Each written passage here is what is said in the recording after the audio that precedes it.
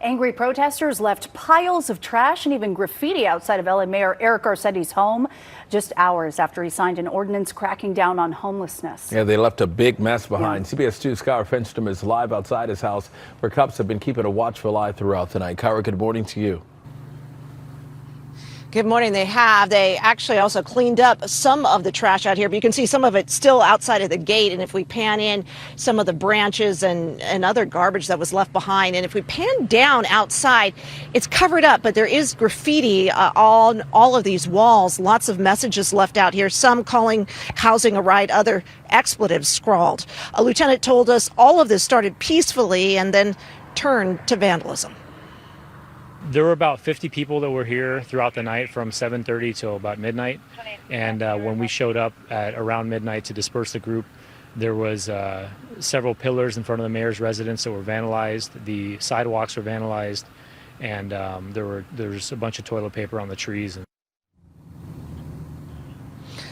Officers in riot gear ultimately responded to secure the home. Mayor Eric Garcetti has signed a sweeping ordinance aimed at restricting sleeping and homeless encampments, including near schools, daycare facilities, parks, and libraries, and in areas like freeway overpasses. That's going to go into effect in 30 days. Now, because of the damages out here, Lieutenant Ingram says a felony vandalism investigation is underway, but he adds there were no arrests and no confrontations. Meanwhile, take a look. New cell phone video shows a violent brawl between at least 3 men on the Venice Beach boardwalk. This is near an area where homeless encampments were recently cleared. People who live and own businesses say such scenes have been common here, but they've noticed a difference since law enforcement and sanitation crews moved in. Some are also calling for long-term solutions to get people off the streets and bring more people back to restaurants. With the restaurant being open till 9 or 10 o'clock, people are scared to come to the boardwalk past a certain time. Suzanne, lots of difficult discussions underway over what to do about this growing homelessness crisis, which only worsened during the pandemic. Yes, and hearing about some very disturbing graffiti that was painted outside of his house as well. Cara, what kind of support did that ordinance have from the city council as well?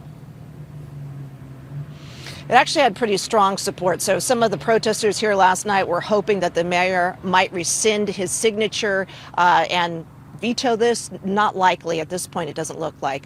Mike Bonin, one of the 2 council members who voted no, and he said his main concern is the fact that there's not enough shelter. Only about 39% of the unhoused have shelter availabilities for them. So he wants to see that increase. Yes, absolutely. We need to solve the homeless problem, but hearing about some possible anti-Semitic graffiti out there, absolutely uncalled for and inappropriate. Thank you, Cara.